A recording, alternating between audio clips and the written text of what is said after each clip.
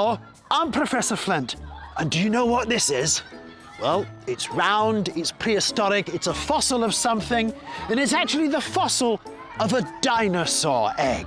That's right, it's not just bones, it's not just teeth, sometimes footprints even, but sometimes the eggs of dinosaurs can fossilize as well.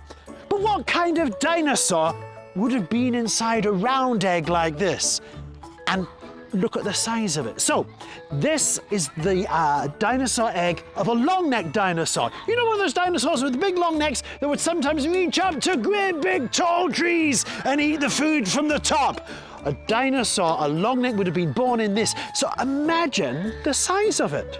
The size of a long-necked dinosaur was just a baby, this big. But they got to be this big, and they did that by eating lots and lots and lots of plants.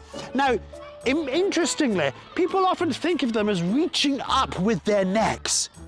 That's part of what they did, but they would also reach out in front of them. They would stand in one spot and they would stretch their neck all around like in a big circle. Why? Because that's going to save a lot of energy. You plonk yourself in one spot, surrounded by ferns which are much more nutritious than this, and you eat everything that's around you.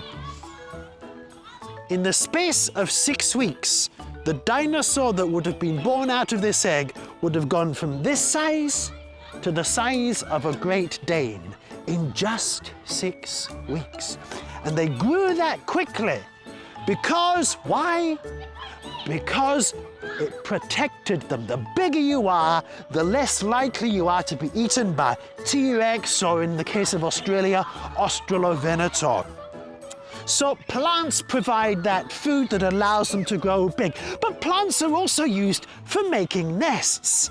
And down here is the nest that we made a little earlier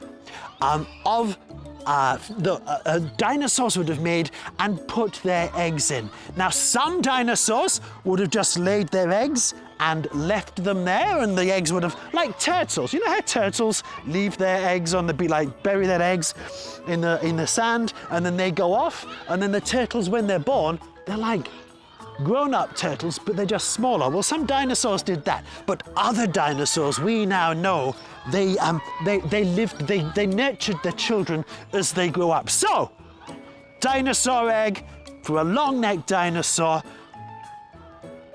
made possible to grow in a nest made by plants on all of the food that comes from the plants. So just a reminder that whether it's dinosaurs or humans or other animals, plants are one of the most important things that we have ever had in the history of all things.